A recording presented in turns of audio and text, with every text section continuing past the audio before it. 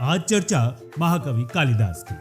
आज के समय में जो लोग बुद्धिमान हैं वे ही सफल होते हैं। जो लोग सही समय पर बुद्धि का उपयोग नहीं कर पाते हैं वे सफलता प्राप्त नहीं कर पाते हैं। बुद्धिमान बनने के लिए लगातार ज्ञान प्राप्त करने के लिए कोशिश करते रहना चाहिए।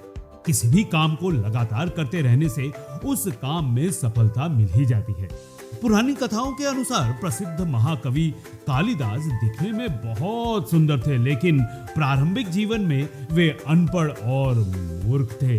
कालिदास संस्कृत भाषा के महान कवि और नाटककार थे, लेकिन माना जाता है कि विवाह से पहले वे अज्ञानी थे। उनका विवाह विद्योत्मा नाम की सुंदर और बुद्धिमान राजकुमारी से हुआ था। विद्योत्मा ने प्रतिज्ञा की थी कि जो पुरुष उसे शास्त्रार्थ में हरा देगा वो उसी से विवाह करेंगी। शास्त्रार्थ यानी शास्त्रों के संबंध में वाद विवाद प्रतियोगिता। विद्योत्मा ने शास्त्रार्थ में क्षेत्र के सभी विद्वानों को हरा दिया था। इस अपमान से दुखी कुछ विद्वानों ने कालिदास से उसका शास्त्रार्थ कराया। उस समय कालिदास अज्ञानी थे। शास्त्रार्थ करते समय विद्योत्मा ने मौन प्रश्न कालिदास से पूछे। कालिदास ने भी अपनी बुद्धि से उन मौन प्रश्नों के जवाब संकेतों से ही दिए। विद्योत्मा को लगा कि कालिदास इन प्रश्नों के सही जवाब दे रहे हैं।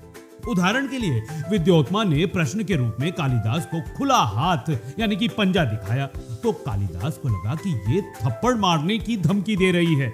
इससे जवाब में कालिदास ने घूंसा यानी कि मुक्का दिखाया।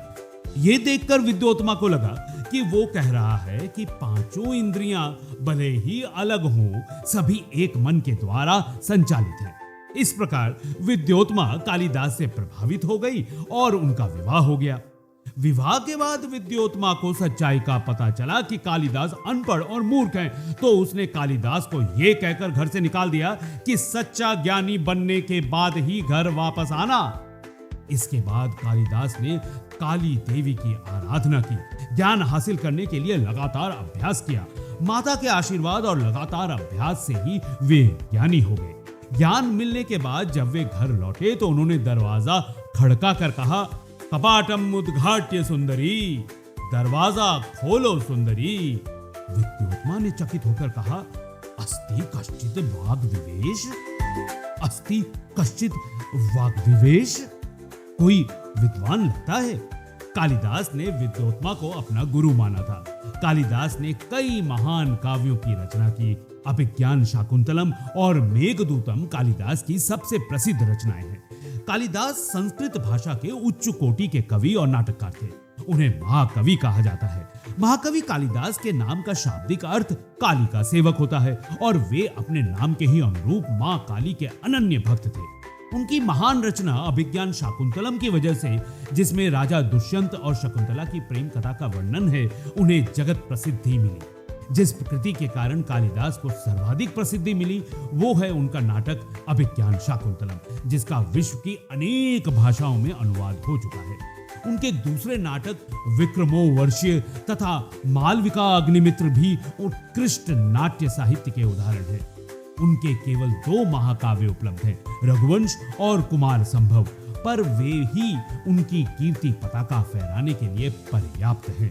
कालिदास की कविता की प्रमुख विशेषता है कि वो चित्रों के निर्माण में सब कुछ न कहकर भी अभिव्यंजना द्वारा पूरा चित्र खींच देते हैं। जैसे एवं वादिनी देवर्षौ पार्श्वे पितुर्धूमखी लीला कमल पत्राणि गणयामास पार्वती।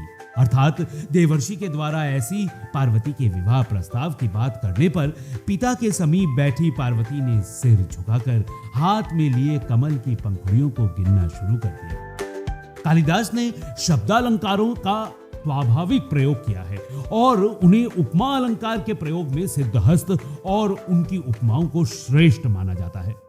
संचारिणी दीप शिखेव रात्रो यम यम व्यतीताय पतिंवरासा नरेंद्र मार्गाट इव प्रपेदे विवर्ण भावम स स भूमिपाल।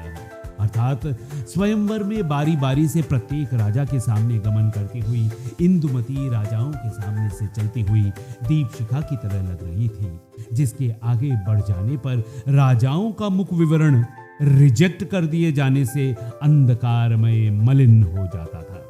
कालिदास की सफलता मेहनत और लगन का महत्व ही दर्शाती है, संघर्ष के क्षणों में आत्मविश्वास का महत्व समझाती है।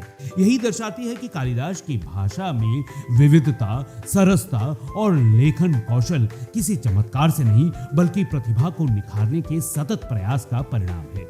कालिदास एक महान कवि हैं जिन्होंने कई अद्भुत कविताएं और नाटक लिख रखे हैं। महान कवि कालिदास द्वारा लिखी गई रचनाएं भारत के अलावा दुनिया भर में भी काफी प्रसिद्ध हैं। कालिदास राजा विक्रमादित्य के 9 रत्नों में से एक रत्न भी हुआ करते थे और इन्हें विक्रमादित्य के दरबार में मुख्य कवि का दर्जा हासिल था। इनके द्वारा लिखे गए अधिकतर नाटक और कविताएं मुख्य रूप से वेदों, महाभारत और पुराणों पर आधारित होती थी। कालिदास के जीवन के बारे में ज्यादा अधिक जानकारी मौजूद नहीं है, लेकिन ऐसा कहा जाता है कि इन्होंने अपने नाटकों और रचनाओं को 4वीं-5वीं शताब्दी ईसा पूर्व के दौरान लिखा था। महान कवि कालिदास का जन्म कब हुआ था और भारत के किस हिस्से में हुआ था, इसके बारे में सटीक जानकारी उपलब्ध नहीं है, लेकिन ऐसा कहा जाता है कि हमारे देश के इस महान कवि का जन्म प्रथम से 3वीं शताब्दी ईसा पूर्व के दौरान हुआ था। जबकि इनके जन्म स्थान को कई विद्वानों ने उज्जैन माना है, तो कई विद्वानों का कहना है कि इनका जन्म स्थान उत्तराखंड है। महाकवि कालिदास के माता पिता कौन थे, उनका क्या नाम था, इसकी जानकारी भी उपलब्ध नहीं है। इनकी पत्नी का नाम विद्योत्मा बताया जाता है, जैसा कि हमने आपको बताया कि कालिदास की पत्नी एक राजकुमारी थी। कालिदास के बिना संस्कृत संभव ही नहीं है। उनको भारत का शेक्सपियर कहा जाता है।